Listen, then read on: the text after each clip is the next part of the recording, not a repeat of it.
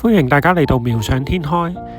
啱啱過去嘅復活節呢，我哋就去咗上海同埋福岡，進行咗一個10天9夜嘅超值之旅啊！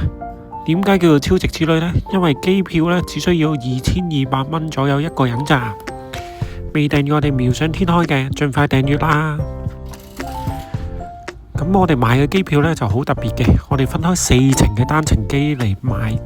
咁啊，首先呢就喺深圳飛上海，第二朝就喺上海飛福岡，返嚟嘅話呢就喺福岡就飛返上海，然之後第二日呢就喺上海飛返嚟香港落機嘅，全程包晒餐飲同埋行李嘅。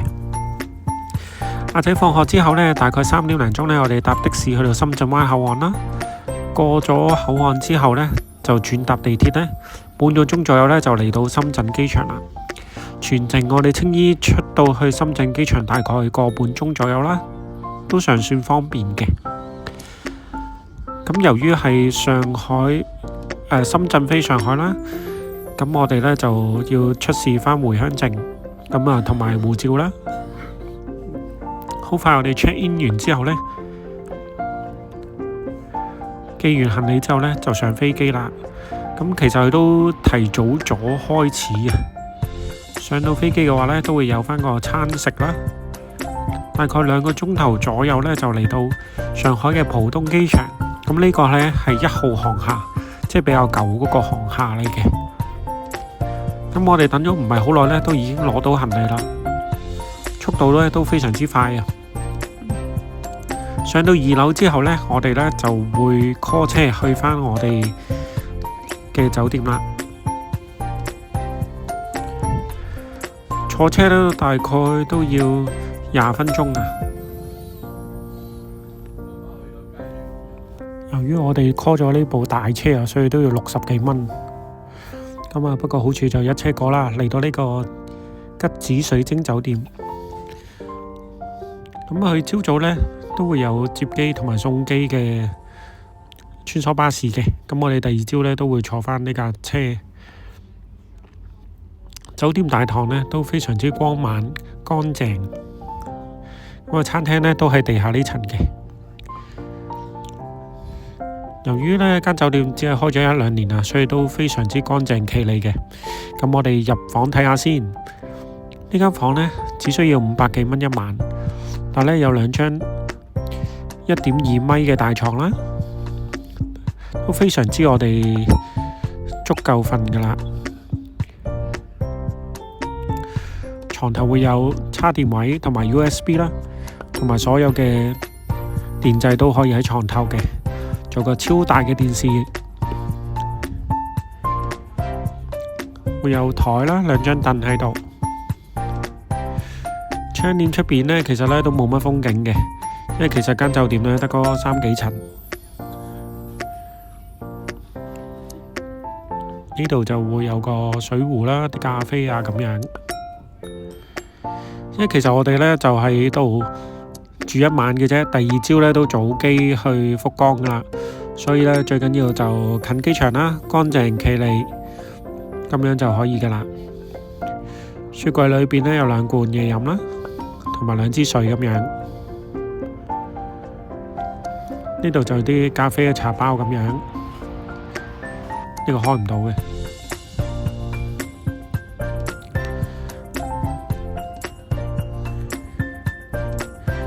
乾濕分離嘅設計啦，裏邊就係淋浴間，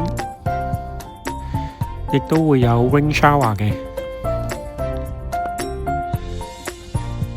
咁啊，台面都非常之寬闊，亦都會有洗衣乾衣機，好多部機啊！對呢間酒店呢，其實我就覺得幾好嘅，有埋健身室。健身室呢都可以有啲水可以攞嘅，最緊要乾淨企理，價錢唔貴。同埋酒店要近機場咯，因為第二朝我哋要早機去福岡。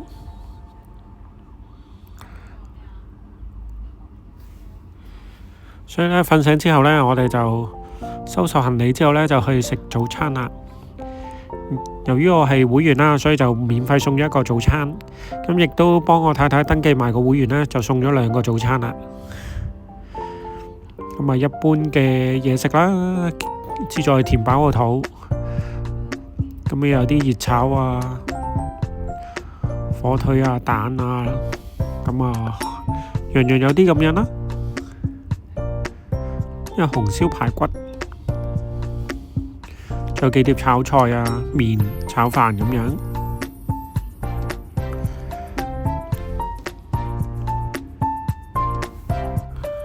我哋都係簡簡單單喺度食個早餐，因為上到飛機咧都會有嘢食嘅。呢個就係酒店大堂啦。然之後呢，我哋就坐返去嘅穿梭巴士，好快呢就返嚟機場，大概15分鐘到就嚟返機場啦。我哋都預早2個鐘頭嚟到機場啊，因為叫做國際航班啦，所以呢，我哋都預早就嚟到機場，咁啊登機都非常之順利嘅。咁啊，佢就唔係一個好正統嘅早餐啊，有啲冷麵啊咁樣，小食盒。大概2個零鐘到呢，我哋就好快嚟到福岡機場啦。福岡機場呢，離市區就好近嘅。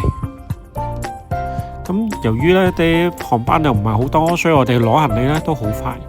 出咗嚟之後呢，就一個裝修全新嘅機場大堂啦。我哋出咗嚟之後呢，立即要轉左。點解呢？因為我要快過呢啲人流。為咗啲咩呢？就係我早前呢上網就訂咗啲 JR Pass 呢，就要喺度即刻換啊。因為我排緊隊嘅時間呢，已經係好多人陸陸續續到達。大家睇下幾多人。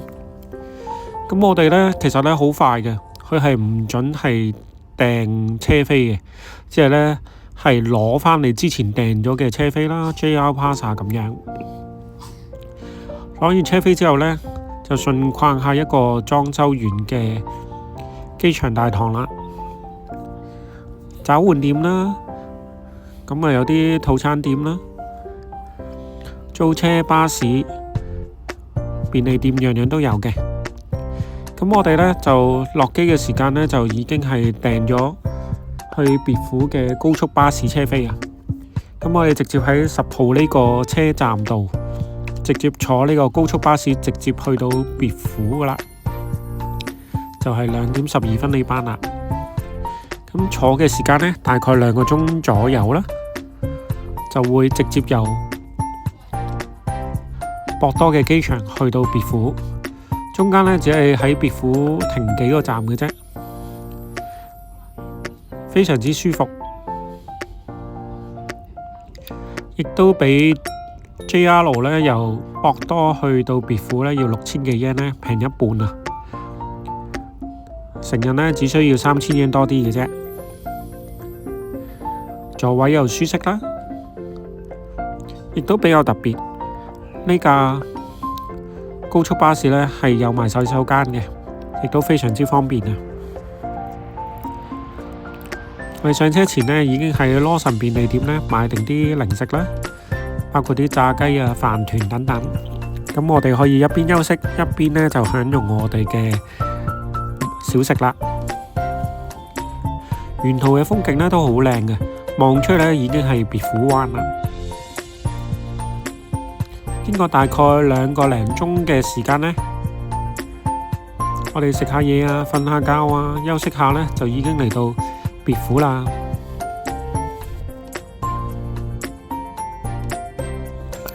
我哋落車嘅地方叫做別府北濱，咁其實喺別府塔嘅附近嘅啫。後邊有間叫韓國苑嘅燒肉。咁我哋繼續行啦，我哋行返去別府車站附近啦。因為我哋住嗰間酒店呢，就會喺別府站附近嘅。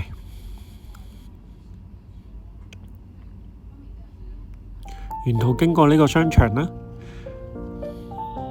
沿住呢條路一直行呢，大概5分鐘嘅路程呢，就已經會到達別府站。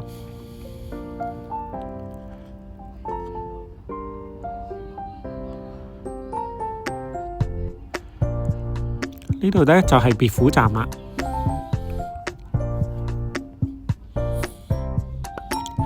呢位老伯伯呢，就係當年呢，就開發別府呢一區呢，作為溫泉度假區嘅。咁前面呢，呢度有個手湯啊，即係呢，大家可以浸下隻手啦，非常之舒服噶。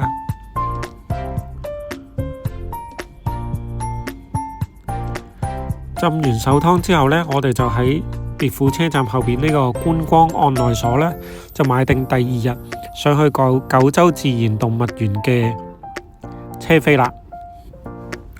早前呢係可以買埋動物園嘅門飛啦，同埋車飛嘅套票，但係而家冇咗啦，淨係可以買到車飛嘅套票啦。之後呢，我哋就翻返去酒店啦。呢間叫做別府嘅椰奶白湯。咁我哋攞咗房之後呢，呢度呢就可以斟下啲嘢飲啦。後邊呢就係餐廳。由於呢全間酒店呢都係榻榻米，所以呢我哋淨係可以着襪就上房嘅。咁2張1.1嘅單人床呢，我哋就拍埋一齊嘅話呢，就足夠我哋4個人瞓嘅。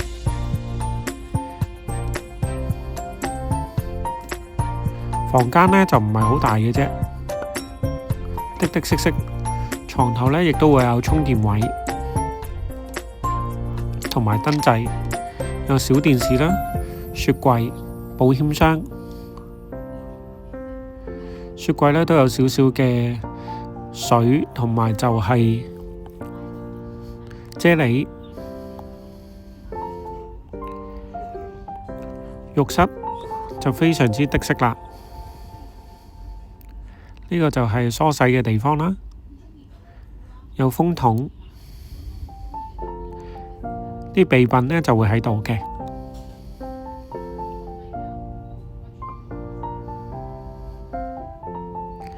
好，推門入去呢，就係一個好簡單嘅浴室。由於呢，佢就會有溫泉啦，同埋有絲湯，有8個絲湯可以任浸啊！所以嚟講呢，浴室就比較少嚟。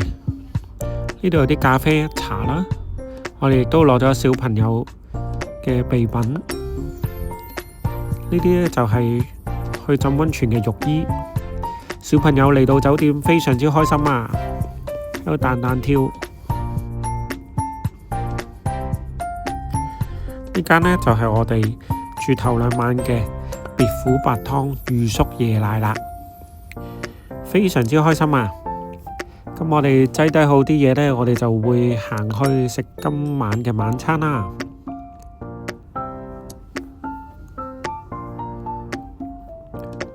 呢間呢就係鶯鶯嘅燒肉，別府呢都好多人食呢間嘅。咁我哋就冇食燒肉嘅今晚，我哋就行去前面嗰間商場叫做 Umi 啊。呢個呢商場係別府規模比較大嘅商場啦。其實喺別府塔呢條直街，咁我哋一入去嘅話呢，就見到一間好大嘅大床啊。地下呢層呢，就係百貨公司啦，乜都有，同埋呢就係美食街。10幾間餐廳呢都會喺返地下呢層嘅，食乜都有，壽司啦、散散鍋啦、豬扒，樣樣都有。我哋今晚呢就食呢間散散鍋嘅，食呢個打邊爐。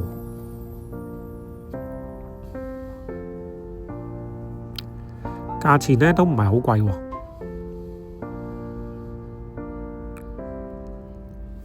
，3800日圓90分鐘。仲有其他嘅烏冬啊、日式料理。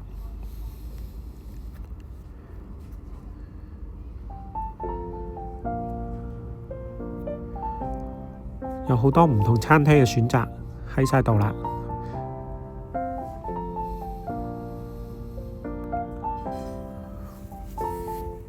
就係呢條街啦，成條街都係餐廳，好多選擇啊！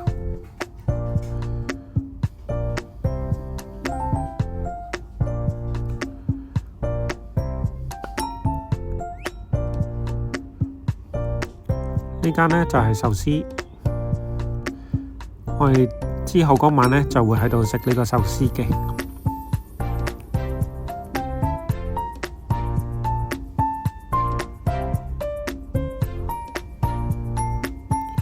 選擇呢都好多，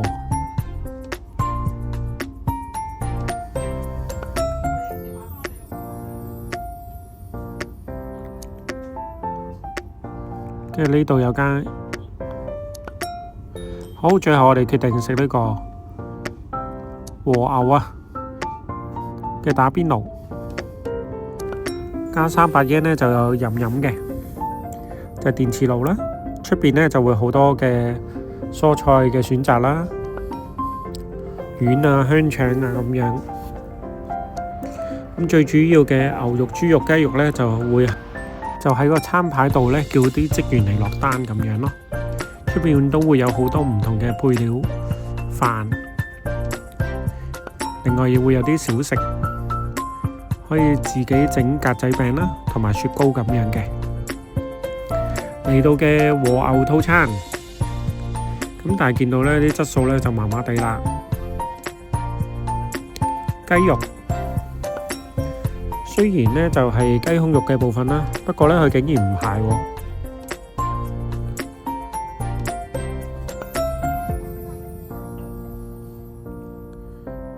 咁我哋嗌咗個泡菜鍋啦，同埋一個就係壽喜燒鍋。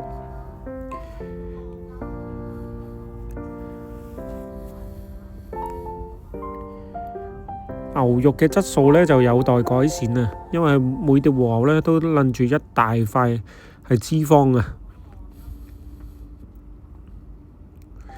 埋單之後呢就11,840 yen， 大概呢就600蚊港紙到啦。呢啲呢就比較平價啲嘅牛啦，仲有就係自己整呢個格仔餅都幾得意啊，有得食有得玩啊！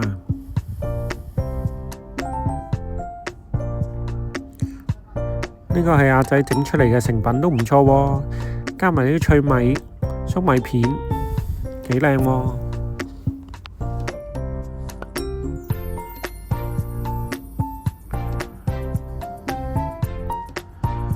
小朋友就最開心啦，喺度可以整格仔餅啦，同埋食雪糕。之後呢，我哋出返去商場啦。商場呢都會有啲賣套餐嘅店鋪啦。小朋友最開心呢，就係坐呢啲商場嘅車仔啦。但係日本啲商場呢，普遍呢都收得比較早，基本上呢8至9點呢都陸續關門嘅。呢間 U&Me 嘅話呢，就係收晚上9點鐘。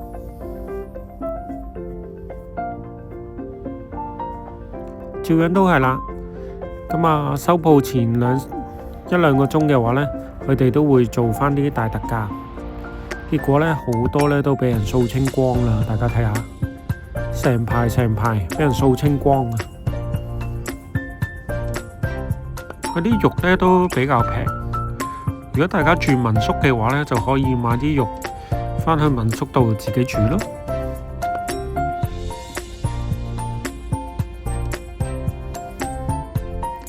呢度都有啲特價嘅產品，琳琅滿目啊！呢間超市好多嘢買啊，價錢呢亦都好相宜啊！大家睇下，6蚊一個杯麵。呢個呢就係佢哋係防災嘅緊急備包啊，33種啊！災害嘅對策幾得意，可能呢都有所準備啦。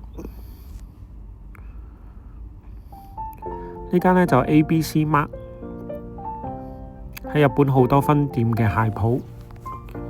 好啦，食飽亦都買完嘢之後呢，我哋呢就行返去酒店啦。夜晚嘅別府塔呢，着咗燈呢都好靚喎。咁我哋由 UMB 商場行返去酒店呢，大概10分鐘到啦。酒店附近呢，亦都會有羅森嘅便利店可以補充一下。當然啦，夜晚我哋酒店呢就會有呢個拉麵同埋雪糕、雪條呢啲都會有嘅，免費任食啊！呢度呢竟然有間漫畫室啊！大家睇下，啲雪條全部都係任食噶。朝早呢就會有益力多，夜晚就會有雪條。總共有7間私湯可以任浸嘅。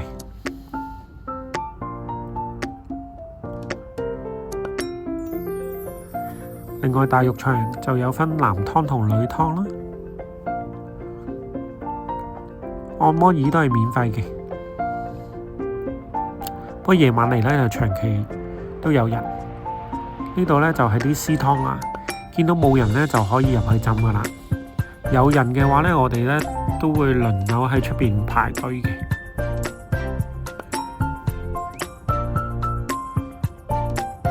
嗱，呢啲全部係有人噶，全部着晒紅燈呢，就代表有人用緊啦。咁阿仔呢，就可以喺度嘆下按摩椅先啦。大家如果早起身嘅話呢，佢都有講啊，日出時間5點41分呢，就可以去睇日出。呢度就係7個私湯嘅情況。太設風呂啊，鐵輪、明礬、柴石、冰協、掘田、龜村同埋觀海子7個唔同嘅私湯，有啲露天啦，有啲呢就係室內。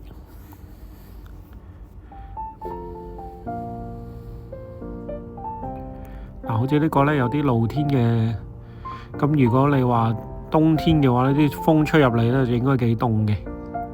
所以係有啲露天，有啲室內。小朋友嚟到就最開心啦，因為呢雪條任食啊。食完雪條我哋就去食拉麵啦。落返地下嗰層呢，呢度呢就排隊就係攞拉麵啦。佢有4部機呢，就自動煮拉麵，咁師傅呢都好純熟。話咁快呢就煮好啲拉麵啦。東京風嘅醬油湯拉麵，如果加埋啲調味粉呢，就更加滋味啊！好似冇乜人喎。食完之後我哋再上去睇下先。如果有位嘅話呢，我哋就再浸一次。呢個呢就係另一個叫做龜村溫泉。咁我哋浸完龜村溫泉呢，就完成咗今日嘅旅程啦。多謝大家，拜拜。